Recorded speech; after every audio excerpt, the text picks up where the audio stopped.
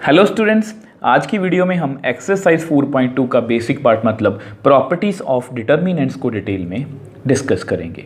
अब देखो स्टूडेंट्स, अब से पहले हमने डिटर्मिनेंट्स की जितनी भी वीडियोस की हैं उसमें हमने मेनली सबसे पहले एक्सरसाइज 4.1 का बेसिक सीखा। मतलब डिटर्मिनेंट हम किसको बोलते हैं, डिटर्मिनेंट को हम किस तरह से कैलकुलेट करते हैं, और फिर उसकी हमने हेल्प से एक्सरसाइज 4.1 की एग्जाम्पल्स और क्वेश्चंस को भी अच्छे से सॉल्व किया।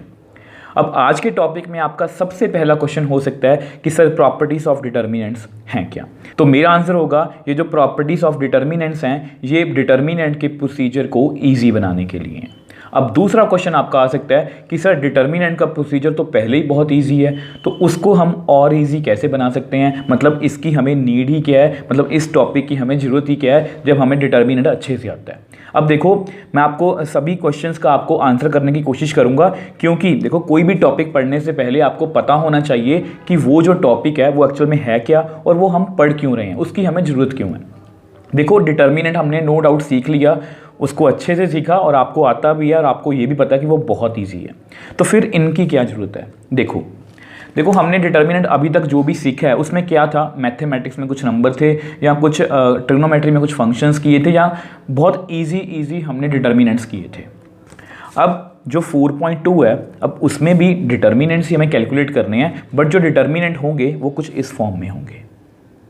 और ये जो डिटर्मिनेंट है ये डायरेक्टली अगर आप सॉल्व करने बैठोगे तो सुबह बैठोगे तो शाम हो जाएगी। वो कैसे, देखो मैं आपको सिर्फ एक एग्जांपल देता हूँ। अब सबसे पहले हम यहाँ से स्टार्ट करेंगे a + b से, ठीक है। आपको पता है ये वाली रो और ये वाली कॉलम को छोड़ेंगे तो हम ऐसा कुछ लिखेंगे a + b + c b + c a² + c c + a। ये जस्ट मैंने आपकी एग्जांपल लेके आपको समझाने की कोशिश कर रहा हूँ। अगर आप इनको मल्टीप्लाई करोगे तो यहाँ से मेरे पास 6 टर्म्स आएंगी, 1 2, देखो 1 2 3 4 5 6। अब सेम यहाँ से 1 2 3 4 टर्म्स, यहाँ से 10 टर्म्स तो आ गई। अब जब 10 टर्म्स को इससे मल्टीप्लाई करोगे तो आपके पास टोटल 20 टर्म्स आ जाएंगी। ये जस्ट मैं आपको रफली आइडिया देना चाह रहा हूँ कि इसकी हमें ज़रूरत क्यों है। अब 20 टर्म्स सिर्फ पहले से ही आ गई। अब यहाँ से भी कुछ टर्म्स आएंगी 20 या 20 से ज़्यादा। अब यहाँ पर भी कुछ टर्म्स आएंगी, हो सकता है 20 से कम हो सकता है 20 से ज़्यादा हो। अब इतनी टर्म्स को हैंडल करना हमारे लिए बहुत मुश्किल है और कई बार ये इतना कॉम्प्लिकेटेड हो जाता है कि आप उसको सॉल्व भी नहीं कर पाओगे। आप क्या, मैं भी नहीं कर पाऊंगा, क्योंकि वो बहुत कॉम्प्लिकेटेड हो जाता है। जैसा कि मैंने आपको बताया, सुबह करने बैठोगे शाम हो जाएगी। तो इस तरह की प्रॉब्लम्स को टैकल करने के लिए ही प्रॉपर्टीज़ ऑफ डिटर्मिनेंट्स हैं, मतलब कुछ स्टैंडर्ड रिजल्ट्स हैं जो आपको डिटर्मिनेंट को ईजिली सॉल्व करने में आपकी हेल्प करेंगे। अब पहले हम हमेशा की तरह जो प्रॉपर्टीज़ हैं उनको लिखेंगे, उनको अपने तरीके से समझेंगे और लास्ट में मैं आपको एक मैपिंग बताऊंगा जो कम्प्लीटली मेरी तरफ से है, वो आपको कहीं पर भी और नहीं मिलेगी। और अगर आपने वो मैपिंग अच्छे से सीख ली तो आपको एक्सरसाइज 4.2 के सभी क्वेश्चंस बहुत इजी लगने वाले हैं। ये आपको याद होगा हमने सेम ऐसा ही टॉपिक, मैं आपको वैसे ही थोड़ा हिंट दे रहा हूँ, ऐसा ही सेम टॉपिक हमने मैट्रिसेस में भी पढ़ा था। हमने मैट्रिसेस में एक टॉपिक पढ़ा था एलिमेंट्री रो ट्रांसफॉर्मेशन या एलिमेंट्री कॉलम ट्रांसफॉर्मेशन, एक्सरसाइज 3.4। वो भी कुछ ऐसा था कि रो 1 में ऑपरेशन लगाओ, रो 2 में ऑपरेशन लगाओ, ऐसा कुछ था। अब ये मान के चलो कि वैसा ही कुछ हम यहाँ पर करने वाले हैं, तो ये टॉपिक इसलिए आपको थोड़ा सा मुश्किल लग सकता है, बट जो मैं आपको मैपिंग दूंगा उससे ये टॉपिक आपको बहुत ईजी लगेगा और वो मैपिंग आपको क्वेश्चंस में बहुत हेल्प करने वाली है। और ये जो टॉपिक है ये एग्ज़ाम पॉइंट ऑफ व्यू से भी बहुत इंपॉर्टेंट है। अब देखो सबसे पहले प्रॉपर्टी फर्स्ट, मतलब फर्स्ट प्रॉपर्टी की बात करते हैं। The value of determinant remains unchanged if its rows and columns are interchanged. मतलब पहले हम इसको इजी लैंग्वेज में समझते हैं। ये प्रॉपर्टी आपकी एनसीईआरटी में गिवन है कि अगर मैं किसी भी डिटर्मिनेंट की रोज और कॉलम्स को इंटरचेंज कर दूं, मतलब रोज को कॉलम्स में, कॉलम्स को रोज में, तो वैल्यू ऑफ डिटर्मिनेंट को कोई भी फ़र्क नहीं पड़ेगा। अब इस चीज़ को समझाने के लिए मैं आपको एक एग्जांपल से समझाना चाहता हूँ। मान लो लेट ए, अब ये कोई मैट्रिक्स है या ऐसा करो डिटर्मिनेंट ही बोल लो, ठीक है, डिटर्मिनेंट की बात करते हैं। तो मान लो 2 3 5 और 6, ये कोई डिटर्मिनेंट है। अब मैं जानबूझ के 2x2 ले रहा हूँ क्योंकि अदरवाइज़ अगर हम 3x3 लेंगे तो कैलकुलेशन में काफ़ी टाइम निकल जाएगा और मेन हमारा मकसद ये है कि हमें प्रॉपर्टी समझनी है। और जो भी ये प्रॉपर्टी है ये सभी पर इंप्लीमेंट होगी, चाहे वो 3x3 डिटर्मिनेंट है, चाहे वो 2x2, चाहे वो 1x1 या इससे भी बड़ा। ठीक है, अब देखो आपको पता है इसको हम कैसे मतलब सॉल्व करते हैं। लेफ्ट फ्रॉम दी टॉप, तो कितना आएगा 2 6 12 माइनस, अब उसके बाद जो बाकी बच गया 5 3 15, तो कितना आंसर आएगा आपके पास -3। ठीक है, तो ए डिटर्मिनेंट का आंसर कितना आ रहा है आपके पास -3। अब सेम वे से देखो इसको ना रोज़ और कॉलम्स को इंटरचेंज करते हैं। अब ये रो है ना, इसको आप कॉलम में लिखो, और ये रो है ना, इसको आप सेकंड कॉलम में लिख दो। तो मैंने इंटरचेंज कर दिया। ठीक है, अब फिर से लेफ़्ट फ्रॉम दी टॉप, कितना आएगा 2 6 12 माइनस जो बाकी रह गया 3 5 15, तो कितना आ गया -3। तो आपके सामने है, आंसर को कोई भी फ़र्क पड़ा? बिल्कुल भी नहीं। मतलब यहाँ पर भी देखो, मैंने अगर इसको मैं ध्यान से देखो, आपने इसको थोड़ा ध्यान से देखो, मैंने क्या किया, मैंने रो को कॉलम में लिखा है, रो को कॉलम में, रो को कॉलम में। तो ये क्या होता है? ट्रांसपोज। आपको याद होगा इसको हम क्या बोलते हैं मैट्रिक्स की लैंग्वेज में? ट्रांसपोज। तो यहाँ से हमने एक बात और सीखी है, ये तो हमने सीखी है कि अगर हम रोज़ और कॉलम्स को आपस में, सभी रोज़ और कॉलम्स को आपस में इंटरचेंज कर दें तो उनका जो आंसर है वो सेम रहता है। अब यहाँ से हमने एक और बात भी सीखी है, वो मैं यहाँ पर लिख देता हूँ कि determinant of A is equal to determinant of A transpose. तो ये बात आप याद रखोगे, ये आपको MCQs में हेल्प कर सकता है कि अगर मैं ए का डिटर्मिनेंट फाइंड करूं और ए ट्रांसपोज का डिटर्मिनेंट फाइंड करूं, उन दोनों का आंसर क्या आएगा? हमेशा सेम। तो ये प्रॉपर्टी आप याद रखोगे। सो हमारी नेक्स्ट प्रॉपर्टी मतलब property number 2, if any 2 rows और कॉलम्स, मतलब जो भी ये रिजल्ट है ये रोज और कॉलम्स दोनों पर अप्लाई होगा। इफ़ एनी 2 रोज और columns of a determinant are interchanged then sign of determinant changes.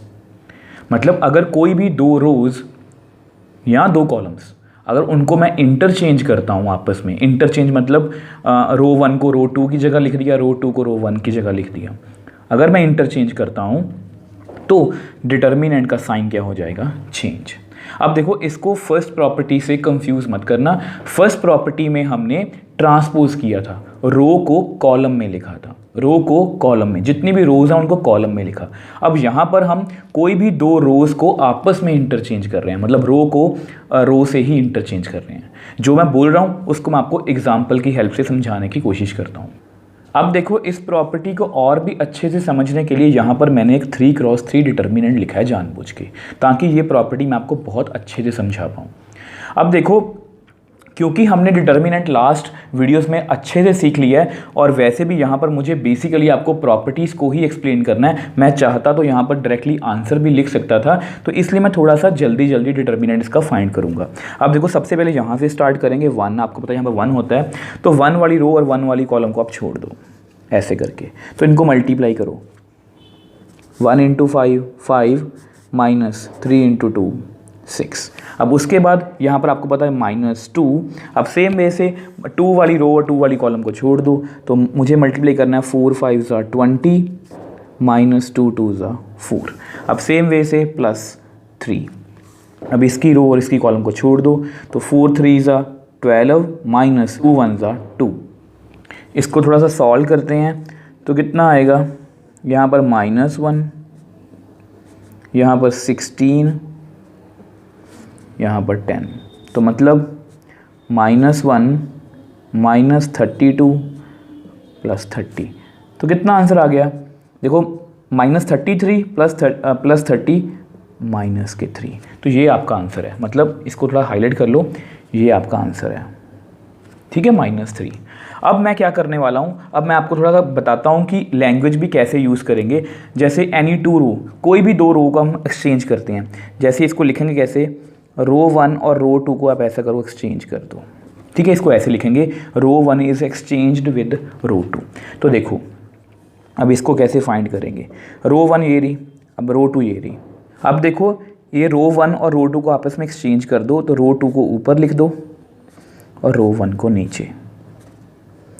अब हम इसका डिटर्मिनेंट फाइंड करने की कोशिश करेंगे, ठीक है। सेम वही प्रोसीजर रहेगा 4, अब 4 वाली रो और 4 वाली कॉलम को छोड़ दो, 2 5 10 माइनस 3 3 9, ठीक है। -1 आपको पता है यहाँ पर क्या होता है माइनस, यहाँ प्लस माइनस प्लस, ठीक है। अब -1 है ना, तो इस वाली रो इस वाली कॉलम को छोड़ दो, 1 को 5 से करो तो 5 माइनस, देखो ऐसा कुछ था, 2 को 3 से करो 6। अब मैं जल्दी जल्दी कर रहा हूँ, प्लीज़ ऐसा हम क्वेश्चंस में नहीं करेंगे। तो 2, अब 2 वाली रो 2 वाली कॉलम को छोड़ दो, 1 × 3 1 × 3 3 माइनस 2 2 4। थोड़ा सॉल्व करते हैं, यहाँ पर कितना आएगा 1 माइनस, यहाँ पर कितना -1, यहाँ पर -1, तो 4 माइनस माइनस +1 -2, 4 + 1 5 5 - 2 3।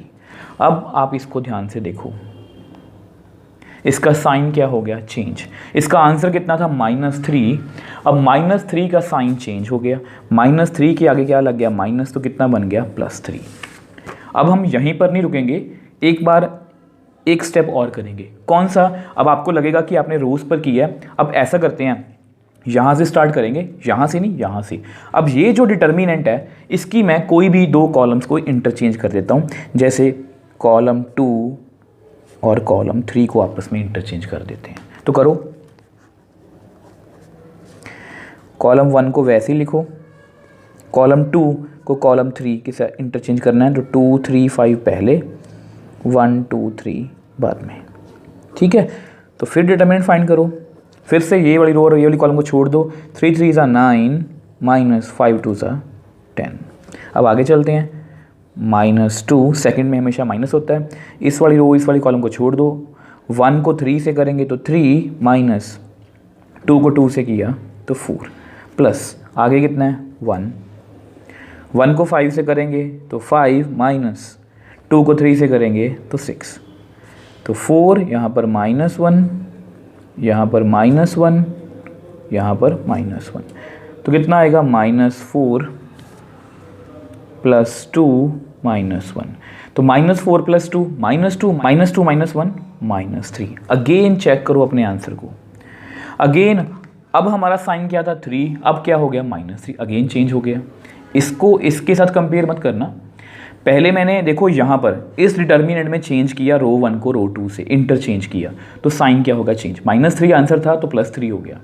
अब इसमें मैंने इंटरचेंज किया फिर से, अब इसमें मैंने फिर से इंटरचेंज किया कॉलम 2 को कॉलम 3 से, इन दोनों को आपस में एक्सचेंज किया, तो मेरा आंसर कितना आ गया, यहाँ +3 था, यहाँ पर कितना आ गया -3। तो इस तरह से जब भी आप, ऐसा नहीं है कि सब एक बार, जब भी आप किसी भी 2 रो या किन्हीं भी 2 कॉलम्स को आप इंटरचेंज करोगे, जो भी वहाँ पर साइन है, चाहे प्लस है तो माइनस हो जाएगा, माइनस है तो प्लस हो जाएगा, इस तरह से ये चलता जाएगा। आई होप आपको ये प्रॉपर्टी अच्छे से समझ आई होगी।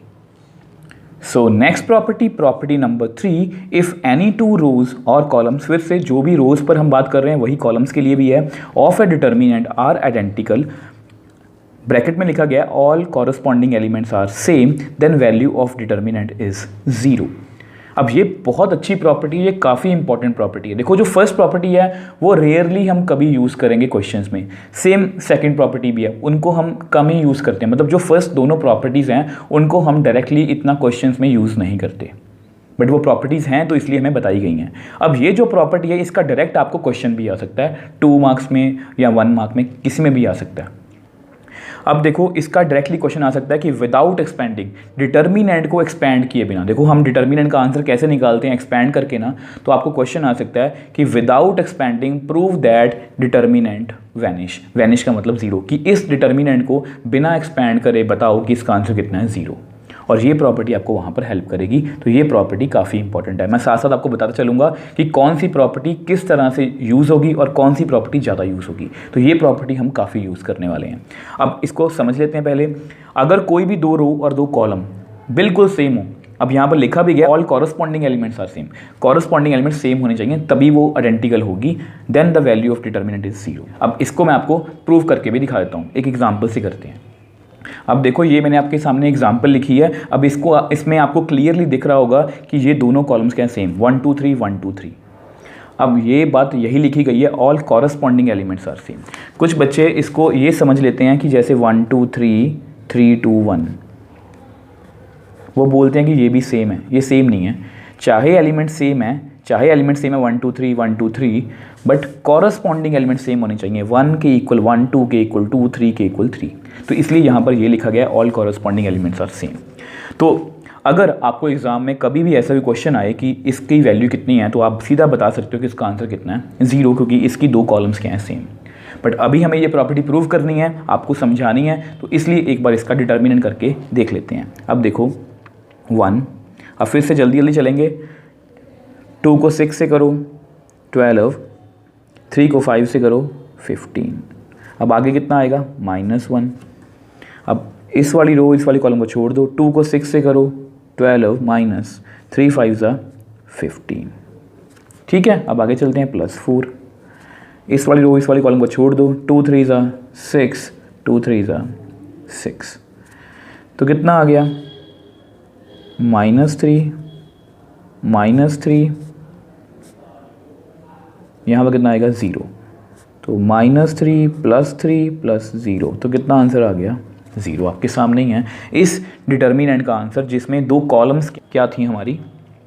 यहाँ पर मैं लिख भी देता हूँ, कॉलम 1 इक्वल टू कॉलम 2। तो मतलब उनका आंसर कितना आ रहा है हमारा, 0। अब सेम वे से 2 रोज़ को भी सेम रख के देख लेते हैं। अब देखो यहाँ पर मैंने एक और डिटर्मिनेंट लिखा है B, जिसमें ध्यान से देखो 1 2 4 1 0 3 1 0 3।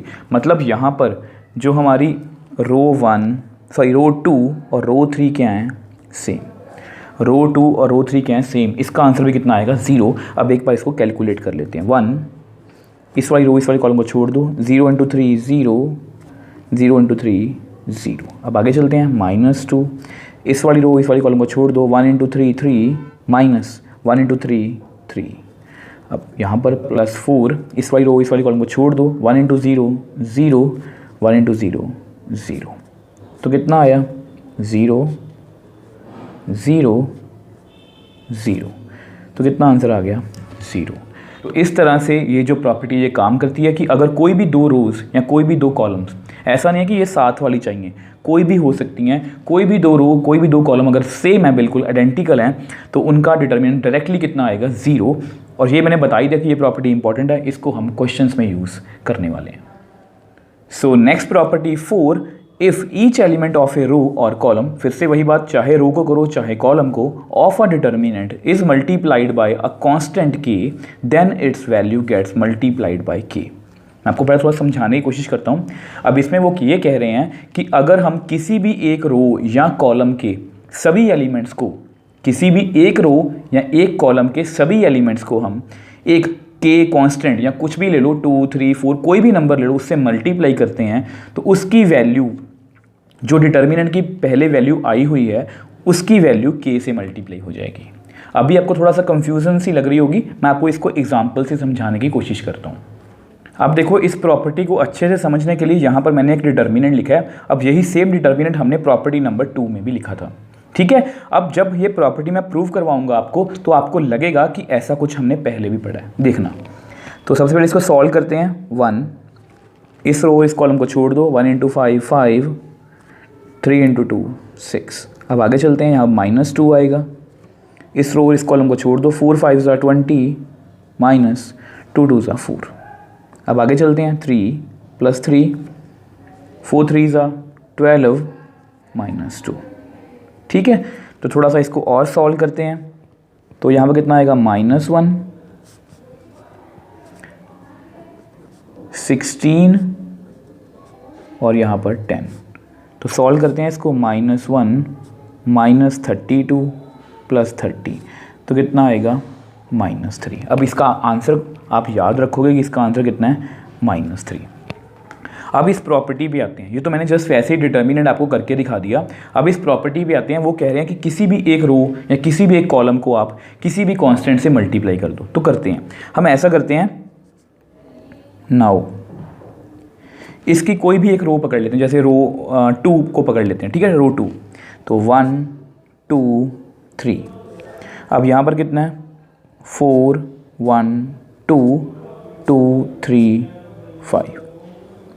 ठीक है, अब ऐसा करते हैं, इस सेकंड रो को हम 2 से मल्टीप्लाई कर देते हैं, पूरी सेकंड रो को, सिर्फ और सिर्फ सेकंड रो को 2 से मल्टीप्लाई किया तो मेरे पास कितना आएगा 1 2 3, 2 4 ज़ा 8, 2 1 ज़ा 2, 2 2 ज़ा 4। अब इसका डिटर्मिनेंट फाइंड करो तो देखो कितना आएगा 1, इस रो इसको कॉलम को छोड़ दो, 2 5 ज़ा 10, 3 4 ज़ा 12। अब आगे चलते हैं, यहाँ पर कितना आएगा -2, इस रो इस कॉलम को छोड़ दो, 8 5 ज़ा 40, 2 4 ज़ा 8 प्लस 3, 8 3 ज़ा 24 माइनस 2 2 ज़ा 4। यहाँ पर कितना आएगा -2, यहाँ पर कितना आएगा 32, यहाँ पर कितना आएगा 20। थोड़ा इसको और सॉल्व करते हैं, -2, यहाँ पर कितना -64, यहाँ पर कितना आएगा 60।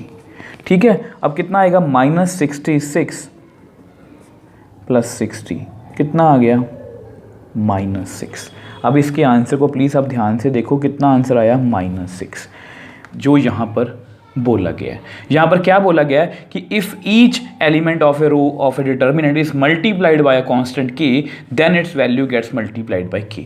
अब यहाँ पर वही बात हो रही है कि देखो हमारे डिटर्मिनेंट का आंसर कितना था -3, बट जब मैंने एक रो को पकड़ के उसके सभी एलिमेंट्स को 2 से मल्टीप्लाई किया तो हमारा जो आंसर है वो भी क्या हो गया 2 से मल्टीप्लाई। पहले आंसर कितना था -3, अब उसको मैंने -3 को 2 से मल्टीप्लाई कर दिया तो मेरे पास -6 आंसर आ गया। यही इस प्रॉपर्टी में लिखा गया। अब देखो हम सिर्फ यही नहीं रुकेंगे, मैं आपको थोड़ा सा कुछ और समझाना चाहता हूँ। देखो आपको पता है ये आपका मतलब डिटर्मिनेंट है 1 2 3 8 2 4 2 3 5, ये मैंने लिखा है। ठीक है, इसका आंसर कितना है -6। अब मैंने इसकी रो 1 को अब पकड़ लिया और उसको 2 से मल्टीप्लाई कर दिया। एक बार सॉल्व करते हैं इसको, 2 4 6 8 2 4 2 3 5। ठीक है, अगर मैं इसको सॉल्व करूं, देखो 2 5 ज़ा 10, 3 4 ज़ा 12, -4, 8 5 ज़ा 40, थोड़ा जल्दी कर रहा हूँ, -4 2 ज़ा 8 प्लस 6, 8 3 ज़ा 24, 2 2 ज़ा 4। तो कितना आएगा 2 इंटू -2, यहाँ पर 32, यहाँ पर 20। तो सॉल्व करना जरा, -4 -128 प्लस 120, तो यहाँ कितना आंसर आएगा -12। मतलब हमारा पहले आंसर कितना था -6। अब अगेन जब मैंने रो 1 को 2 से मल्टीप्लाई किया तो हमारा आंसर अगेन 2 से मल्टीप्लाई हो गया। और अगर सिमिलरली किसी भी अगर हम और रो को 2 से मल्टीप्लाई या 3 से किसी भी कांस्टेंट से मल्टीप्लाई करेंगे, मतलब यहाँ से हमने क्या सीखा कि जब भी डिटर्मिनेंट में हम किसी भी रो या किसी भी कॉलम को किसी और कांस्टेंट से मल्टीप्लाई करते हैं तो डिटर्मिनेंट का जो आंसर है वो क्या होता है, मतलब उसी कांस्टेंट से मल्टीप्लाई हो जाता है। अब ये तो प्रॉपर्टी हो गई। अब यहाँ पर मैं आपको क्या समझाना चाह रहा हूँ, आपको याद होगा, देखो आपको समझाता हूँ कुछ। ये ए डिटर्मिनेंट है कितना है -3। अब मान लो ये कोई 2A मैट्रिक्स है, उसको मैंने 2 से, आपको पता है मैट्रिक्स में क्या होता है कि स्केलर को हम हर एक एलिमेंट से मल्टीप्लाई करते हैं, और अगर इसका आप डिटर्मिनेंट फाइंड करोगे तो वो पता कितना आएगा -24। और अगर आप इसको एक फॉर्मूले में लिखना चाहोगे तो इसको हम ऐसे लिखेंगे 2 की पावर 3, क्योंकि आपको पता है ये कितना है 8 और ए डिटर्मिनेंट कितना है -3, तो कितना आंसर आएगा -24। और आपको याद होगा ये जो फॉर्मूला है ये मैंने आपको सबसे फर्स्ट वीडियो में बताया था कि अगर कोई ए स्क्वायर मैट्रिक्स है फॉर ऑर्डर n तो के ए का determinant is equal to K की power n A determinant where K is any constant या स्केलर। और वहाँ पे मैंने आपको पहले ही बता दिया था कि जब भी हम किसी कांस्टेंट को डिटर्मिनेंट से मल्टीप्लाई करते हैं तो वो सिर्फ एक ही रो से मल्टीप्लाई या एक ही कॉलम से या एक ही रो से मल्टीप्लाई होता है। वही बात यहाँ पर लिखी गई है कि एक्चुअल में देखो ये प्रॉपर्टी मैंने आपको बता दी कि बेसिकली हमने इस प्रॉपर्टी से क्या सीखा कि जब भी हम किसी कांस्टेंट को डिटर्मिनेंट से मल्टीप्लाई करते हैं, ये बात समझने वाली नहीं है इतनी कि उसका आंसर भी 2 से मल्टीप्लाई हो जाता है, ये भी समझने वाली बात है। बट ज़्यादा समझने वाली बात क्या है कि वो सिर्फ एक रो या एक ही कॉलम से मल्टीप्लाई होता है। मेन बात यही समझने वाली है। और ये जो प्रॉपर्टी है ये मैक्सिमम यूज़ होगी आपके क्वेश्चंस में, आपको बता रहा हूँ। ये बहुत अच्छी प्रॉपर्टी है, बहुत इंपॉर्टेंट प्रॉपर्टी है। अब मैं यहाँ पर आपको लिख के ही बता देता हूँ कि ये प्रॉपर्टी एक्चुअल में यूज़ कैसे होगी। अब देखो ये आपकी प्रॉपर्टी है, बट एक्चुअल में हम इसको क्वेश्चंस में कैसे यूज़ करने वाले हैं वो ये है, by this property we can take out any common factor from any one row और एनी वन कॉलम। तो इस तरह से हम यूज़ करेंगे, मतलब कोई भी कॉमन अगर फैक्टर होगा तो उसको हम बाहर निकाल सकते हैं किसी भी रो या किसी भी कॉलम में से। हो सकता है अभी भी आपको मेरी बात समझ ना लगी हो। अब देखो मैं आपको एक क्वेश्चन अपनी तरफ से करवाने वाला हूँ, जो प्रॉपर्टी थर्ड और प्रॉपर्टी 4 जिसमें मैं दोनों को यूज़ करूँगा। अब उसको हम नेक्स्ट पेज पे सॉल्व करते हैं। अब देखो जो भी हमने प्रॉपर्टी थर्ड और प्रॉपर्टी 4 में सीखा उसको मैं आपको यहाँ पर करके दिखाने वाला हूँ कि उनको दोनों, मतलब उन दोनों प्रॉपर्टीज़ को हम कैसे यूज़ करेंगे। और वैसे भी मैंने आपको बताया कि प्रॉपर्टी 1 और प्रॉपर्टी 2 हम इतना यूज़ नहीं करते क्वेश्चंस में, प्रॉपर्टी थर्ड और प्रॉपर्टी नंबर 4 ये दोनों मैक्सिमम यूज़ होंगी। तो देखो कैसे यूज़ करेंगे। अब देखो इसको हमें इवैल्यूएट करना है। आप चाहो, अब देखो बहुत सिंपल सा क्वेश्चन है, जस्ट आपको समझाने के लिए है। आप इसको डायरेक्टली भी मतलब कि एक्सपेंड कर सकते हो, इसमें कोई बड़ी बात नहीं है, बट जस्ट आपको समझाना है प्रॉपर्टीज़ को, तो इसलिए मैं प्रॉपर्टी से इसको करने की कोशिश करूँगा। अगर आप इसको ध्यान से देखो तो 1 2 3, अब ये जो मतलब कि कॉलम है इसको मैं ऐसे लिख सकता हूँ 5 × 1, क्यों कर रहा हूँ बाद में बताऊंगा, 5 × 2 5 × 3, मैं ऐसे लिख सकता हूँ। ध्यान से देखो इन तीनों में से, देखो ये 5 का टेबल है, 5 × 1 = 5, 5 × 2 = 10, 5 × 3 = 15, मैं ऐसे लिख सकता हूँ और कोई भी नंबर ऐसा नहीं है, ठीक है। अब देखो मैं क्या करने वाला हूँ, taking 5 as common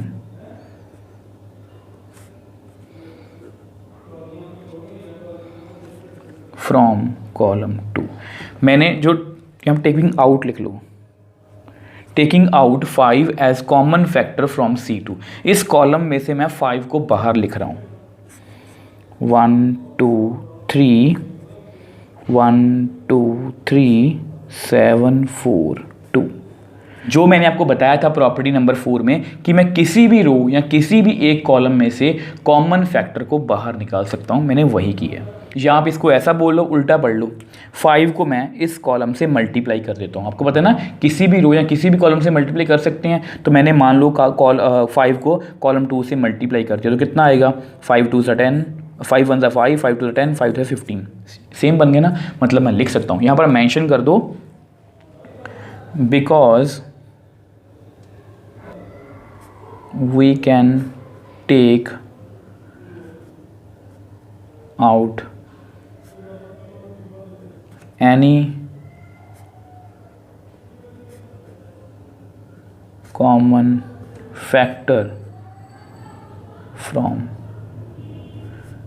any one row or column, ठीक है। तो ये मेंशन कर दिया कि ये वाली प्रॉपर्टी मैं यहाँ पर यूज़ करने वाला हूँ। अब सिंस आपके सामने है कॉलम 1 = कॉलम 2, और हमारी प्रॉपर्टी थर्ड क्या कहती है, हमारी प्रॉपर्टी थर्ड क्या कहती है, देखो थर्ड कोई स्पेसिफिक नंबर नहीं है कि थर्ड प्रॉपर्टी यही होगी, वो जस्ट NCERT में काउंटिंग लिखी गई है, तो मैं प्रॉपर्टी थर्ड बोल रहा हूँ। आपने वहाँ पर ये मेंशन करना है कि आपने कौन सी प्रॉपर्टी यूज़ की है, क्योंकि देखो यहाँ पर मैं कौन सी प्रॉपर्टी बता रहा हूँ कि कॉलम 1 और कॉलम 2 सेम है। देयरफॉर इसका जो आंसर है वो हम बिना कैलकुलेट किए बता सकते हैं कितना आएगा, 0। मतलब इस डिटर्मिनेंट का आंसर कितना आएगा, 0। 5 × 0 कितना आएगा, 0। तो इस तरह से ये जस्ट एक छोटा सा मेरी तरफ से एफर्ट था कि आपको मैं बता पाऊँ कि प्रॉपर्टीज़ को हम क्वेश्चंस में कैसे यूज़ करेंगे। अभी सिर्फ मैंने थर्ड और फोर्थ के बारे में बताया, ये डिटर्मिनेंट था, ठीक है। आपको एग्जाम में ये क्वेश्चन आ सकता है कि विदाउट एक्सपेंडिंग, इसको एक्सपेंड किए बिना आपने प्रूव करना है कि इसका आंसर कितना आएगा, 0। तो मैंने सबसे पहले इसमें से देखा कि यहाँ पर कॉमन आ रहा है, तो कॉमन निकाल लिया बाहर। जो प्रॉपर्टी 4 में मैंने आपको बताया कि किसी भी कॉलम या किसी भी रो में से हम कॉमन फैक्टर को बाहर लिख सकते हैं, मैंने लिखा, देखा मैंने दोनों कॉलम्स के आगे सेम, दैट मीन्स इसका आंसर कितना आ गया, 0। So next property, property number 5, if sum or all elements of a row or column, मतलब जो भी हम ऑपरेशन या कुछ भी लगाएंगे वो रो और कॉलम दोनों के लिए होगा, of a determinant are expressed as sum of two और more terms, then determinant can be expressed as sum of two or more determinants. अब देखो स्टूडेंट्स, ये जो प्रॉपर्टी है ये अभी आपको देखने में सुनने में थोड़ी सी मुश्किल लग रही होगी, तो इसलिए इसको समझाने के लिए यहाँ पर मैंने पहले से एग्जाम्पल लिख रखी है। अब देखो इसको इसी से समझने की कोशिश करेंगे। देखो यहाँ पर क्या लिखा गया है, इफ़ सम और ऑल एलिमेंट्स ऑफ ए रो की बात करते हैं। अगर किसी रो के, किसी एक रो के सभी एलिमेंट्स या कुछ element are expressed as sum of two और मोर टर्म्स, मतलब अगर उनको मैं सम ऑफ टू और मोर टर्म्स लिख पाऊँ, मतलब जैसे मैंने यहाँ पर लिखा गया है, यहाँ पर मैंने रो वन को देखो, यहाँ पर मैंने रो वन को टू टर्म्स के सम में एक्सप्रेस किया हुआ है, a1 plus lambda 1, a2 plus lambda 2, a3 plus lambda 3। मतलब अगर मैं किसी भी एक रो के, देखो अगर मैं और भी सिंपल लैंग्वेज में आपको बताऊं, अगर मैं कोई भी एक रो पकड़ लूं और उसके एलिमेंट्स कुछ इस तरह की फॉर्म में हैं कि उनको टू या उससे भी ज़्यादा टर्म्स में एक्सप्रेस किया गया है, जैसे मान लो कि यहाँ पर अगर टू टर्म्स में एक्सप्रेस किया गया है, आपके सामने दो टर्म्स हैं, sum of two terms, sum of two terms, sum of two terms, then determinant can be expressed as sum of two और मोर डिटर्मिनेंट्स। अब यहाँ पर मैंने टू टर्म्स में इसको एक्सप्रेस किया है, तो इसको मैं ब्रेक करके टू डिटर्मिनेंट्स के सम में लिख सकता हूँ। देख लो b1, b2, b3 ये सेम है सभी जगह, c1, c2, c3 ये सभी जगह सेम है, बट ये जो रो वन है जिसको मैंने सम ऑफ टू टर्म्स में लिखा हुआ है, एक्सप्रेस किया हुआ है, a1, a2, a3, a1, a2, a3 एक डिटर्मिनेंट में, प्लस लैम्डा 1, लैम्डा 2, लैम्डा 3 एक दूसरे डिटर्मिनेंट में लिखा हुआ है। मतलब आप समझने की कोशिश करो कि जब भी हम अगर यहाँ पर मान लो इसको मैं तीन टर्म्स में लिख पाऊँ, जैसे a1 प्लस लैम्डा 1 प्लस आप कुछ मर्जी मान लो डेल्टा 1, अगर कुछ ऐसा लिखा हुआ है तो मैं यहाँ पर इसको तीन डिटर्मिनेंट्स में ब्रेक कर सकता हूँ। ये प्रॉपर्टी है। अब इस प्रॉपर्टी को और अच्छे से समझने के लिए मैं आपको एक एग्जाम्पल अपनी तरफ से करवाऊँगा। अब देखो इसी प्रॉपर्टी को और अच्छे से समझने के लिए यहाँ पर मैंने अपनी तरफ से एक एग्जाम्पल लिखी है, क्योंकि देखो मैंने आपको प्रॉपर्टी बता दी, मैंने आपको लिख के भी बता दिया, बट इसका एक्चुअल में प्रूफ भी तो होना चाहिए ना, कि ये थोड़ी ना कि मैंने कहा और आपने मान लिया। अब इसको मैं आपको प्रूव करके भी दिखाऊंगा। अब देखो यहाँ पर मैंने जानबूझ के रो वन को इस तरह से लिखा है। अब आपके सामने है, इसको मैं कैसे एक्सप्रेस करूँगा, देखो 1, 3 और 5, पहले एलिमेंट उठा लो 1, 3, 5, ठीक है। अब रो 2 को वैसे लिख दो 5, 3, 1, रो 3 को भी ऐसे लिख दो 4, 2, 2 प्लस। अब क्योंकि मैंने रो 1 को टू टर्म्स में एक्सप्रेस किया है तो मैं इनको दो डिटर्मिनेंट में ब्रेक कर सकता हूँ। 2, 4, 6 यहाँ पर लिख लो 2, 4, 6, सेम रो 2 को वैसे लिख लो और रो 3 को भी वैसे लिख लो। अब ये मैंने ब्रेक कर दिया। अब इन सबको हम अकेले अकेले सॉल्व करके भी चेक करेंगे कि क्या इनका आंसर इक्वल आ रहा है, और अगर हमारा आंसर इक्वल आ रहा है दैट मीन्स हमारी प्रॉपर्टी प्रूव होगी, मतलब इनको हम ब्रेक कर सकते हैं। और जैसे ही हमने ये प्रॉपर्टी प्रूव कर दी, मैं आपको फिर बाद में मैट्रिक्स और डिटर्मिनेंट में कुछ डिफरेंस बताने की कोशिश करूँगा। तो सबसे पहले इनको सॉल्व कर लेते हैं। अब देखो इन सभी डिटर्मिनेंट्स को हम अलग अलग सॉल्व कर लेते हैं। अब उसको हम रफ में कर लेते हैं। देखो 1 + 2 कितना होगा 3, 3 + 4 7, 11, 5, 3, 1, 4, 2, 2। तो इनको हम सॉल्व करते हैं। अब आपको पता है 3, इस रो और इस कॉलम को छोड़ेंगे, 3 2 6 - 2, आगे -7, इस रो इस कॉलम को छोड़ेंगे, 5 2 10 - 4 1 4 प्लस 11, 5 2 10 - 4 3 12। तो इस तरह से हम सॉल्व करेंगे। अब आंसर कैलकुलेट कर लो, 6 - 2 4, 10 - 4 6, 10 - 12 -2। तो कितना आएगा 12 - 42 - 22। तो कितना आ गया, इन दोनों को आप ऐड कर लो, 4 64। तो 64 - 12 तो कितना आएगा 52, -52। तो हमारा आंसर कितना आ रहा है 52। अब यहाँ पर मैंने लिखा हुआ है आफ्टर सॉल्विंग द डिटर्मिनेंट, इसका आंसर कितना आ रहा है 52। अब सेम वे से इसको सॉल्व करने की कोशिश करते हैं। 1 3 5 5 3 1 4 2 2। ठीक है जी। अब देखो 1, तो 3 2 ज़ा 6 माइनस 2 1 ज़ा 2 माइनस 3, इस रो इस कॉलम को छोड़ दो। 5 2 ज़ा 10 माइनस 4 प्लस 5, 5 2 ज़ा 10 माइनस 12। तो इस तरह से करेंगे। तो देखो 6 माइनस 2 4, 10 माइनस 4 6, यहाँ पर माइनस 2, तो 4 माइनस 18 माइनस 10, तो कितना आंसर आएगा माइनस 28। तो कितना आंसर आएगा माइनस 24। तो इसका आंसर कितना आ गया माइनस 24 प्लस, अब इसको भी कर लो एक बार। 2 4 6 5 3 1 4 2 2। तो सॉल्व करते हैं, आप भी साथ साथ करो, इससे आपकी प्रैक्टिस होगी। 3 2 ज़ा 6 माइनस 2, 5 2 ज़ा 10 माइनस 4, 5 2 ज़ा 10 माइनस 12। तो यहाँ पर कितना आएगा 4 6 और माइनस 2, तो 8 माइनस 24 माइनस 12, यहाँ पर कितना आएगा माइनस 36, तो कितना आएगा माइनस के 28, तो माइनस 28। तो अगर आप इन दोनों को ऐड करोगे वो minus 52 is equal to minus plus minus, तो कितना आएगा माइनस 52। तो यही तो हमें प्रूव करना था। तो देखो हमने एक जहाँ पर देखो रो थी जिसको हमने सम ऑफ 2 टर्म्स में एक्सप्रेस किया हुआ था, उसको मैंने 2 डिटर्मिनेंट्स में ब्रेक कर लिया। तो दोनों को सॉल्व किया और अल्टीमेटली हमारे पास हमारा आंसर आ गया। मतलब हमारी प्रॉपर्टी प्रूव होगी कि left hand side equal to right hand side. मतलब मैं किसी भी डिटर्मिनेंट को इस तरह से ब्रेक करके लिख सकता हूँ जितने पार्ट्स में यहाँ पर लिखा होगा। अगर यहाँ पर 3 पार्ट्स में ब्रेक किया गया है तो मैं 3 डिटर्मिनेंट्स में उसको ब्रेक कर सकता हूँ। अब देखो मुझे आपको एक बात भी समझानी है। अब देखो वो बात समझने के लिए इस प्रॉपर्टी को हमें उल्टा पढ़ना पड़ेगा। उल्टा मतलब देखो, अब मान लो ये आपके सामने डिटर्मिनेंट है 2। अगर आप ध्यान से देखो इनकी रो 2 रो 3 सेम है, रो 1 में डिफरेंस है। तो इनको मैं अगर कंबाइन करके लिखना चाहूँ तो मैं ऐसे लिखूंगा 1 + 2, रो 1 को ऐड कर दो, 3 + 4 5 + 6। बट रो 2 और रो 3 को मैं सेम ही लिखूंगा, 5 3 1 4 2 2 मैंने सेम ही लिखा है, इसमें कोई भी चेंज नहीं है। देखो मैं आपको क्या कहना चाह रहा हूँ, अगर यही सेम प्रोसीजर हम मैट्रिक्स में करते, देखो 1 3 5 5 3 1 4 2 2 मैंने सेम लिखा है, 1 3 5 5 3 1 4 2 2 2 4 6 5 3 1 4 2 2 लिखा है ना, ये मैट्रिक्स का साइन है। तो अगर मुझे इसी तरह से 2 मैट्रिसेस को ऐड करना हो तो हम कैसे करते हैं, सभी एलिमेंट्स में मतलब सभी कॉरस्पॉन्डिंग एलिमेंट्स में कॉरस्पॉन्डिंग एलिमेंट्स को ऐड करते हैं। 1 + 2 3 + 4 5 + 6 ये हमने डिटर्मिनेंट में भी किया, बट रो 2 और रो 3 में हमने कोई चेंज नहीं किया। बट यहाँ पर रो 2 में भी चेंज है, 5 + 5 3 + 3 1 + 1 4 + 4 2 + 2 2 + 2।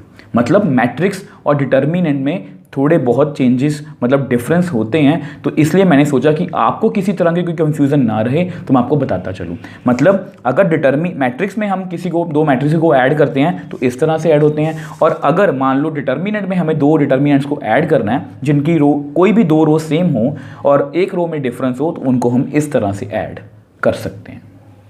और ये जो प्रॉपर्टी है ये इतना हम ज़्यादा क्वेश्चंस में यूज़ नहीं करेंगे, बट क्योंकि ये प्रॉपर्टी हमें गिवन है तो इसलिए मैंने आपको करवा दी। इसका कुछ ज़्यादा यूज़ नहीं है अभी तक, मतलब बहुत लिमिटेड क्वेश्चन में ये यूज़ होगी, बट क्योंकि ये प्रॉपर्टी है इसलिए हमने इसको अच्छे से करना है। सो नेक्स्ट और हमारी आज की लास्ट प्रॉपर्टी नंबर 6, और ये जो प्रॉपर्टी है ये बहुत इंपॉर्टेंट है क्योंकि इसमें हमें ये बताया गया है कि हम किस तरह के ऑपरेशंस डिटर्मिनेंट में लगा सकते हैं। अब ऑपरेशन से मेरा मतलब है कि जो हमने कुछ ऑपरेशंस लगाए थे मैट्रिक्स में, मतलब मैट्रिसेस की एलिमेंट्री ट्रांसफॉर्मेशन में जो हमने ऑपरेशंस लगाए थे वैसे ही कुछ ऑपरेशंस हम यहाँ पर भी लगा सकते हैं, और इस प्रॉपर्टी में हमें यही बताया गया। मैं आपको पढ़ के सुनाता हूँ। If to each element of any row और कॉलम, फिर से वही बात है कि अगर मैं किसी भी एक रो या किसी भी एक कॉलम के हर एक एलिमेंट को of a determinant the equi multiples of corresponding elements of other row or column, अब इक्वी मल्टीपल्स मतलब अगर मैं देखो पहले पढ़ के सुना देता हूँ आपको, are added then value of determinant remains the same. मतलब अगर मैं देखो मान के चलो मैंने रो पकड़ ली, मैंने रो 1 पकड़ ली और equi multiple of corresponding elements of other row. अब रो 1 को मैंने पकड़ लिया तो मेरे पास कौन सी रो बची, रो 2 या रो 3।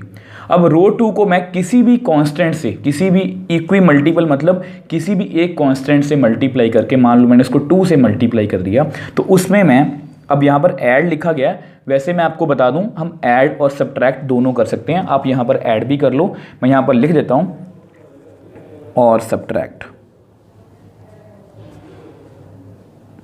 ऐड और सब्ट्रैक्ट। ठीक है, मैं ऐड भी कर सकता हूं, मैं सब्ट्रैक्ट भी कर सकता हूं, तो भी डिटर्मिनेंट की वैल्यू को कोई भी फर्क नहीं पड़ेगा।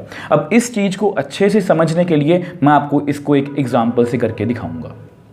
अब देखो इस प्रॉपर्टी को और अच्छे से समझने के लिए मैंने यहाँ पर एक एग्जाम्पल लिखी है, A1 A2 A3 B1 B2 B3 C1 C2 C3। अब ये कोई डिटर्मिनेंट है। अब देखो अगर मुझे इस पर ऑपरेशन लगाना हो तो मैं कैसे लगाऊंगा, मैं यहाँ पर मान लो मैं रो 1 में ऑपरेशन लगा रहा हूँ तो मैं कैसे लगाऊंगा, आपको याद होगा हम मैट्रिसेस में भी यही करते थे। रो 1 को ऑपरेट करना है, रो 1 पर ऑपरेट करना है मुझे row 1 plus equi multiple of corresponding elements of any other row. मैं रो पर ऑपरेट कर रहा हूँ तो मैं कोई भी रो 1 पर ऑपरेट कर रहा हूँ ना, तो मैं रो 2 या रो 3 में से मान लो मैं रो 3 को इसमें ऐड कर रहा हूँ। रो 1 में मैं k टाइम्स इक्वी मल्टीपल मतलब कोई भी कांस्टेंट है उसको मल्टीप्लाई करके रो 3 से उसमें ऐड कर रहा हूँ। ठीक है, तो अब देखो हमारे पास क्या बनेगा।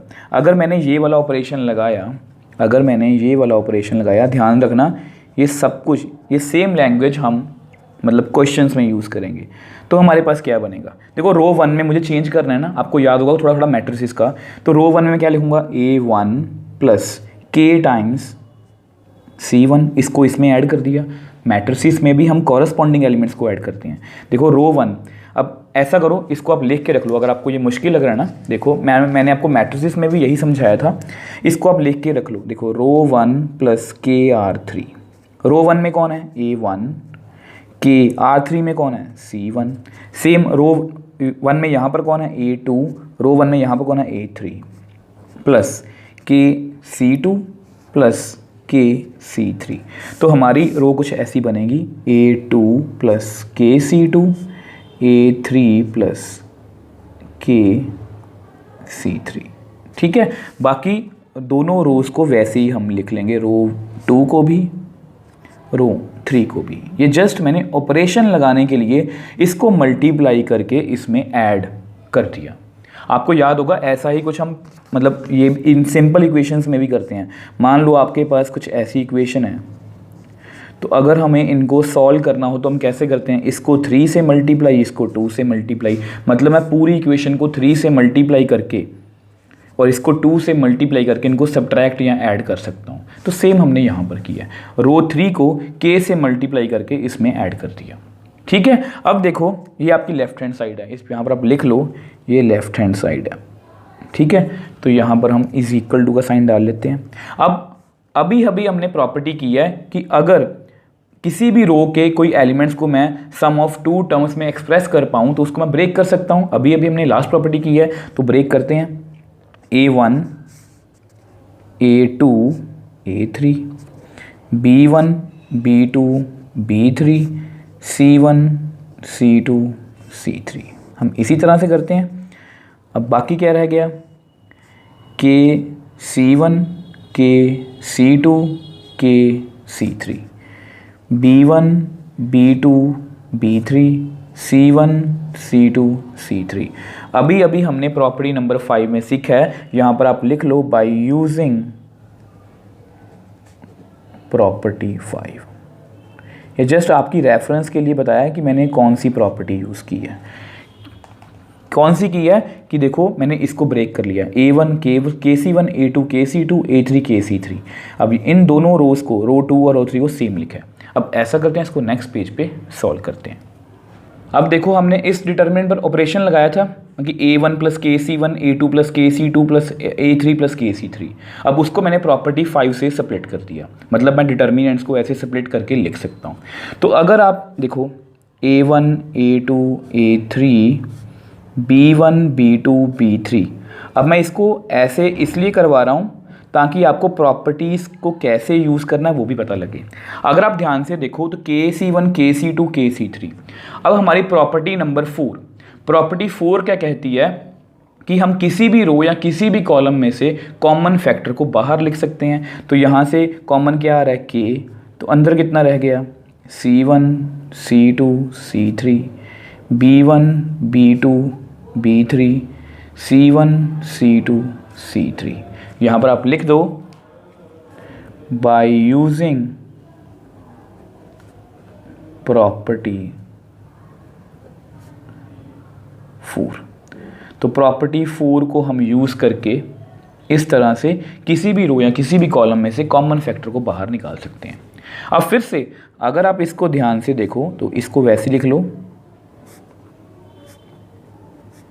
मैंने आपको वैसे बताया था कि जो प्रॉपर्टी नंबर 3 है और प्रॉपर्टी नंबर 4 है वो मैक्सिमम, सॉरी यहाँ पर 3 आएगा, और वैसे भी मैंने आपको बताया था कि जो प्रॉपर्टी नंबर 3 है और जो प्रॉपर्टी नंबर 4 है वो क्वेश्चंस में मैक्सिमम यूज़ होगी। अब देखो अगर आप इसको ध्यान से देखो तो यहाँ पर रो 1 क्या है C1 C2 C3, रो 3 क्या है C1 C2 C3। मतलब यहाँ पर अब इसका आंसर डायरेक्टली कितना आएगा 0। क्यों 0 आया आपको पता है, बिकॉज रो 1 और रो 3 सेम है। बाय यूजिंग प्रॉपर्टी नंबर 3, मतलब थर्ड प्रॉपर्टी से डायरेक्टली ये डिटर्मिनेंट कितना हो गया 0, क्योंकि यहाँ पर 2 रो सेम है। और कभी भी हमारे डिटर्मिनेंट में कोई भी 2 रो या कोई भी 2 कॉलम अगर सेम होती हैं तो उसका आंसर डायरेक्टली कितना आता है 0। तो विच एम्प्लाइज, देख लो A1 A2 A3, हम यहीं से स्टार्ट हुए थे लेफ्ट हैंड साइड से। तो हमारे पास कितना आ गया A1 A2 A3, B1 B2 B3, C1 C2 C3, क्योंकि ये तो 0 बन गया। मतलब हमारी जो लेफ्ट हैंड साइड है equal to right hand side. यही तो मुझे आपको प्रूव करके दिखाना था कि अगर मैं किसी भी रो को किसी कांस्टेंट से मल्टीप्लाई करके, अगर मैं आपको सिंपल सी लैंग्वेज में कहूँ, किसी भी रो को मान लो इसको या इसको K से किसी भी कांस्टेंट से मल्टीप्लाई करके किसी में भी ऐड या सब्ट्रैक्ट करूं तो हमारे आंसर को कोई भी फ़र्क नहीं पड़ता। अब आंसर को कोई फ़र्क नहीं पड़ता इसका क्या मतलब है, मतलब ये वाली प्रॉपर्टी हम यूज़ कर सकते हैं, मतलब ये वाला ऑपरेशन हम यूज़ कर सकते हैं कि रो 1 में इसका 2 टाइम्स मैंने ऐड कर दिया, रो 2 में मैंने इसका 3 टाइम्स सब्ट्रैक्ट कर दिया। मतलब ऐसा हम कुछ भी कर सकते हैं। यही मेन पर्पस था इस प्रॉपर्टी को करवाने का। अब देखो प्रॉपर्टीज़ आपकी ख़त्म है। अब एनसीईआरटी में भी बहुत सारी छोटी छोटी बातें लिखी गई हैं, मैंने आपको हर एक बात बताने की कोशिश की है। अब कुछ बातें ऐसी हैं जो मैंने अभी आपको नहीं बताई, वो मुझे लगता है कि जब मैं क्वेश्चंस करवाऊंगा तब आपको अच्छे से एक्सप्लेन कर पाऊंगा, क्योंकि अगर मैं आपको अब समझाने बैठूंगा तो आपको अच्छे से समझ नहीं आएगी, क्योंकि अभी आप सिर्फ ऊपर ऊपर से कर रहे हो। जब आप एक्चुअल में मतलब कि फील्ड में आओगे, मतलब क्वेश्चंस में आओगे, तब आपको पता लगेगा कि इन प्रॉपर्टीज़ को हमें यूज़ कैसे करना है, इन प्रॉपर्टी का क्या यूज़ है। अब देखो मैंने आपको प्रॉपर्टीज़ बता दी, मैंने आपको वीडियो की स्टार्टिंग में बताया था कि मैं आपको एक मैपिंग दूंगा। अब वो जो मैपिंग है वो मेरी अपनी तरफ से है, कोई हार्ड एंड फास्ट रूल नहीं है, किसी भी कोई बुक में नहीं मिलेगी आपको, बट मेरी तरफ से है ताकि आप इन क्वेश्चंस को अच्छे से सॉल्व कर पाओ। आपको याद होगा मैंने आपको मैट्रिक्स की एलिमेंट्री रो ट्रांसफॉर्मेशन और कॉलम ट्रांसफॉर्मेशन में भी कुछ टिप्स एंड ट्रिक्स बताई थी जो आपको हेल्प करती हैं कि आप क्वेश्चंस में इधर उधर घूमो मत। मतलब उन जो टिप्स एंड ट्रिक्स की हेल्प से आप उस क्वेश्चन को ईजिली सॉल्व कर पाओगे। अब सेम वे से मैं आपको यहाँ पर एक मैपिंग दूंगा, और ये जो मैपिंग है ऐसी ही सेम मैपिंग मैंने आपको इंटीग्रेशन में भी दी है, और वो भी मैपिंग मेरी तरफ से है, और उस मैपिंग से आप इंटीग्रेशन के 99% क्वेश्चंस को सॉल्व कर सकते हो। अब सेम वे से ये जो मैपिंग मैं आपको दूंगा इससे भी आप डिटर्मिनेंट के क्वेश्चन को ईजिली भी सॉल्व कर पाओगे और आप मैक्सिमम क्वेश्चंस को सॉल्व कर पाओगे। अब देखो ये है वो मैपिंग जिसके बारे में मैं आपसे बात कर रहा था वीडियो की स्टार्टिंग में। अब ये जो मैपिंग है ये कंप्लीटली मेरी तरफ से है, ये आपको कहीं पर भी और नहीं मिलेगी। अब इसमें मेरे बहुत सारे एफर्ट्स लगे हैं, मैंने बहुत कुछ सोच के ये मैपिंग बनाई है। आपको याद होगा हमने ऐसा ही कुछ, अब ऐसी ही सेम मैपिंग मैंने आपको इंटीग्रेशन में भी दी थी। अब देखो इसकी बात कर लेते हैं। अब देखो अगर मैं आपको सच में बताऊं तो एज सच मैंने ऐसा मैपिंग में कुछ भी नहीं लिखा, मैंने जस्ट ना क्वेश्चंस को थोड़ा सा कैटेगराइज करने की कोशिश की है। देखो डिटर्मिनेंट्स के क्वेश्चन में क्या दिक्कत होती है कि ये जो क्वेश्चंस हैं अगर आप इनको कंपेयर करो जो हमने मैट्रिसेस में किए थे, मतलब एलिमेंट्री ट्रांसफॉर्मेशन वाले क्वेश्चन, अब ऐसे क्वेश्चंस में क्या होता है, क्वेश्चन बहुत इजी है, जब मैं करवाता हूँ आपको समझ भी आएगा, पर जब खुद करने बैठोगे तो आपके अंदर वो कॉन्फिडेंस नहीं आएगा। क्योंकि इन ऐसे क्वेश्चंस में ना मतलब कि हमारे सभी के, मेरे और आपके और आपके क्लास टीचर के सभी के स्टेप्स डिफरेंट हो सकते हैं, बट आंसर अल्टीमेटली वो सेम ही आना चाहिए। तो इसलिए जब हमें एक क्वेश्चन में ये ना पता होगा कि हमें कैसे जाना है, तो ऐसे क्वेश्चंस को थोड़ा सा एग्ज़ाम में करना, सॉल्व करना थोड़ा सा मुश्किल रहता है, क्योंकि स्टूडेंट्स को ये नहीं पता रहता कि मैं जो कर रहा हूँ वो सही कर रहा हूँ या नहीं। वो बिल्कुल लास्ट में जाके पता लगेगा कि मैंने सही किया है या गलत। तो इसलिए मैंने अपनी तरफ से कुछ एफर्ट्स किए हैं। अब देखो मैं इसको थोड़ा सा समझाने की कोशिश करता हूँ जितना मैं आपको एक्सप्लेन कर पाया, क्योंकि एक्चुअल में इसका सही यूज़ तो क्वेश्चंस में ही आपको पता लगेगा। अब देखो डिटर्मिनेंट से मैंने स्टार्ट किया है। अब यहाँ पर मैंने क्वेश्चन को दो पार्ट्स में डिवाइड किया, सिमेट्री विदाउट सिमेट्री। अब इसका मैं आपको मतलब समझा देता हूँ पहले। देखो सिमेट्री और विदाउट सिमेट्री का क्या मतलब है कि ऐसे जितने भी हम डिटर्मिनेंट्स के क्वेश्चंस करेंगे ना, तो आपको उनमें कुछ सिमेट्री दिखेगी, ठीक है। अब देखो सिमेट्री को भी, एक सिमेट्री और विदाउट सिमेट्री। अब सिमेट्री की पहली बात करते हैं। अब देखो सिमेट्री को भी मैंने आगे दो पार्ट्स में डिवाइड किया है। यहाँ पर मैंने लिखा है वन विद ऑल एलिमेंट्स और सेम इन ऑल रोज और columns but in alternate positions. अब जो मैंने ब्लू में लिखा है, अब साथ मैंने यहाँ पर रेड में कुछ लिखा हुआ है। अब ये मैंने आपको ये बताया कि अगर ऐसा कोई भी क्वेश्चन आएगा इस कैटेगरी में तो उसको हमें ऐसे सॉल्व करना है, आपका क्वेश्चन झट से सॉल्व हो जाएगा। मैं आपको थोड़ा सा समझाने की कोशिश करता हूँ।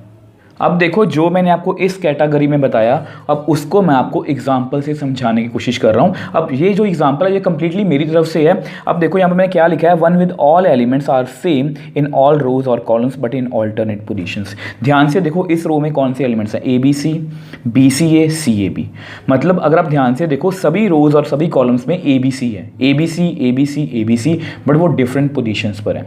ऐसा नहीं है कि मैं अपनी तरफ से करवा रहा हूँ, ऐसे क्वेश्चंस आपको बुक में मिलेंगे तभी मैं आपको करवा रहा हूँ। तो जब भी ऐसी सिचुएशन आती है तो हम क्या करते हैं, या तो हम कॉलम 1 में सभी कॉलम्स को ऐड करते हैं या रो 1 में सभी रोज़ को ऐड करते हैं, आपको जो अच्छा लगे। जैसे मैं यहाँ पर कॉलम 1 में कॉलम 2 और कॉलम 3 को ऐड कर देता हूँ जस्ट आपको दिखाने के लिए। इसमें ऐड करो कॉलम 2 कॉलम 3, इसमें ऐड करो कॉलम 2 कॉलम 3, इसमें ऐड करो कॉलम 2 कॉलम 3। अब कॉलम 2 को वैसे ही लिख दो, कॉलम 3 को भी वैसे ही लिख दो। अब इससे में फ़ायदा क्या है, देखो यहाँ पर क्या लिखा है, and then take out common factor from that row और कॉलम, ABC। अब इसको मैं यहाँ से कॉमन ले सकता हूँ, तो मेरे पास कितना रह गया, 1 1 1 BCA ठीक है। अब मुझे बस इतना सा पार्ट ही समझाना, इससे आगे मैं आपको बाद में समझाऊंगा। तो अगर ऐसा कोई भी क्वेश्चन आए आपको जिसमें ऑल्टरनेट पोजीशन पर सेम नंबर्स हों, तो आपने यही वाला स्टेप करना, आप याद कर लो, इससे आपको बहुत फ़ायदा मिलेगा। अब दूसरी बात करते हैं एनी अदर सिमेट्री। अब सिमेट्री बहुत तरह की हो सकती है, अगर इसके अलावा कोई भी और तरह की सिमेट्री आती है या विदाउट सिमेट्री, मतलब जिसमें कोई सिमेट्री ना हो, ऐसा कोई भी क्वेश्चन आए, मतलब इस कैटेगरी में अगर आपको कोई भी क्वेश्चन आए कोई सिमेट्री ना हो तो भी चलेगा, और अगर किसी भी और तरह की सिमेट्री है और ये ऑपरेशन तो हम नहीं लगा सकते, तो फिर हम क्या करेंगे, यहाँ पर मैंने आपको 2 स्टेप्स दिए हैं, रेड में लिखे हैं मैंने, trying to take out common factor from any row और कॉलम एंड रिपीट।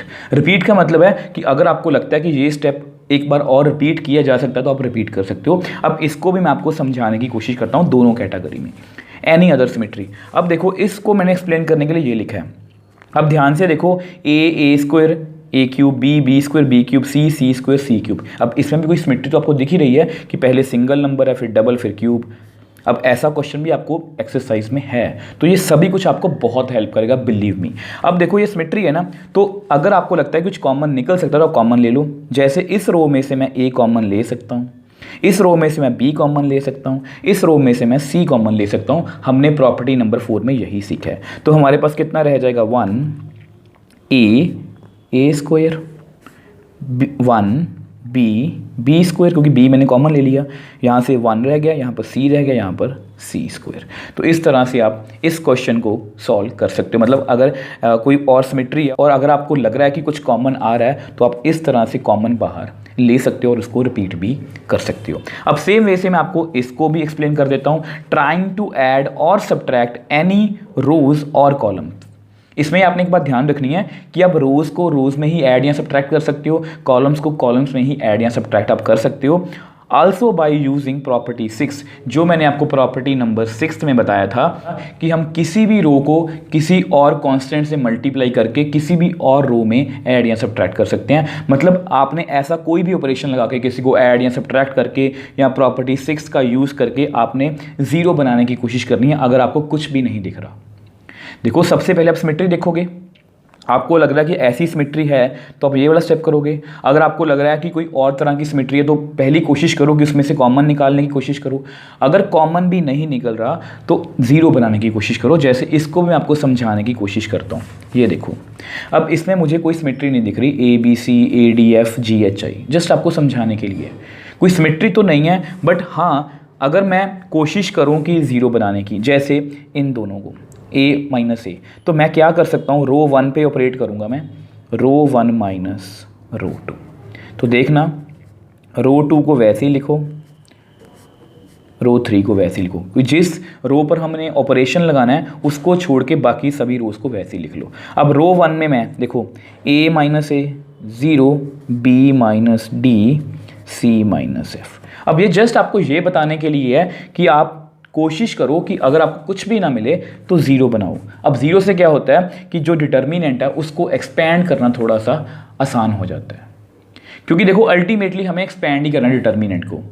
और मैंने आपको बताया था एक्सपैंड हम कर सकते हैं, बट क्योंकि नंबर ऑफ टर्म्स बहुत ज़्यादा इंक्रीज हो जाती हैं तो उनको कम करने के लिए हम प्रॉपर्टीज़ का यूज़ करते हैं। और अगर आपको लगता है कि आप कुछ भी नहीं क्वेश्चन में कर सकते तो ज़ीरो बनाओगे, तो ज़ीरो से क्या होगा, आपकी नंबर ऑफ टर्म्स कम होंगी।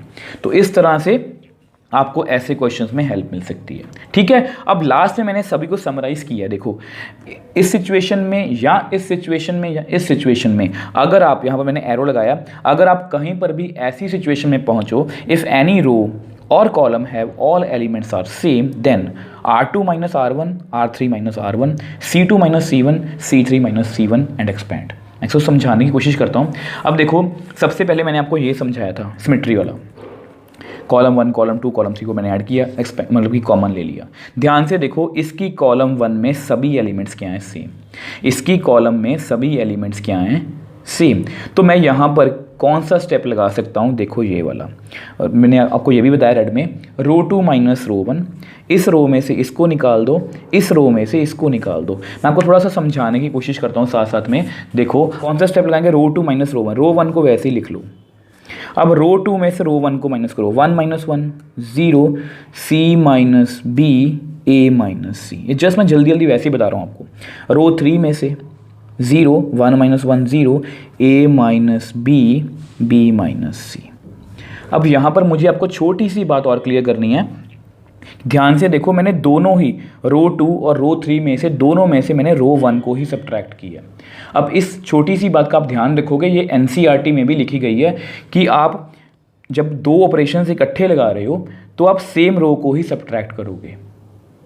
इसका रीज़न मैं आपको आगे जाके क्वेश्चंस में बताऊंगा, क्योंकि ऐसा नहीं हम कर सकते। तो रो 2 में से भी मैंने रो 1 को सब्ट्रैक्ट किया है, रो 3 में से भी मैंने रो 1 को सब्ट्रैक्ट किया है। जब भी आप साइमल्टेनियसली ऐसे दो ऑपरेशंस लगाओगे तो आपने ऐसा ही करना है। अब इससे क्या होगा, मैंने यहाँ पर क्या लिखा है, ये ऑपरेशन लगाओ एंड एक्सपैंड कर दो। अब जब आप एक्सपैंड करोगे ना, यहाँ से स्टार्ट करोगे, तो देखो आपके यहाँ पर क्या आएगा, C minus B, A minus c. ये जस्ट आपको रफली समझाने के लिए जल्दी जल्दी। यहाँ पर माइनस बी कितना आएगा, 0 0, A minus c, B minus c, plus c. तो इस रो इस कॉलम को छोड़ दो, 0 0, C minus B, A minus B. ध्यान से देखो, ये तो हमें कैलकुलेशन करनी पड़ेगी, 0 0 0 0, मतलब सिर्फ हमारे पास इतनी कैलकुलेशन ही रह जाएगी। ये बहुत ईजी है आपके लिए। अब सेम वे से देखो, सेम वे से अगर ऐसी सिचुएशन में भी आपको पता है, अगर इन दोनों कैटेगरीज में भी हम क्वेश्चंस को सॉल्व करते करते यहाँ पर पहुँच जाएं, जैसे मैंने आपको ये करवाया था, यहाँ पर भी ये क्या आ रहा है, मतलब सेम आ रहा है ना ये कॉलम, तो हम क्या करेंगे, रो 2 माइनस रो 1, रो 3 माइनस रो 1। तो इस तरह से सॉल्व करोगे तो आपको डिटर्मिनेंट के किसी भी क्वेश्चन में, खास करके 4.2 में कभी भी कोई प्रॉब्लम नहीं आएगी। अब देखो स्टूडेंट्स, ये जो एक्सरसाइज है 4.2, अब इस एक्सरसाइज से बच्चे सबसे ज़्यादा घबराते हैं, क्योंकि ये क्वेश्चंस ही ऐसे हैं कि आपको यही नहीं पता होता कि आप सही कर रहे हो या गलत कर रहे हो। तो इस तरह के क्वेश्चंस में कॉन्फिडेंस कैसे आएगा? अब उस कॉन्फिडेंस को बूस्ट करने के लिए या कॉन्फिडेंस में आपको लाने के लिए मैंने आपको ये मैपिंग दी है। अब ये मेरी तरफ से एफर्ट्स हैं जो मैंने बहुत सोच समझ के कुछ किया है, ये आपको कहीं पर भी और नहीं मिलेगा। ये कोई हार्ड एंड फास्ट रूल नहीं है, बट हाँ, ये मैपिंग आपको हेल्प करेगी और आपके 99% क्वेश्चंस इससे सॉल्व हो जाएंगे। बिलीव मी, अगर आप मेरे वे से डिटर्मिनेंट को सॉल्व करोगे तो आपको डिटर्मिनेंट में कोई भी प्रॉब्लम नहीं आएगी।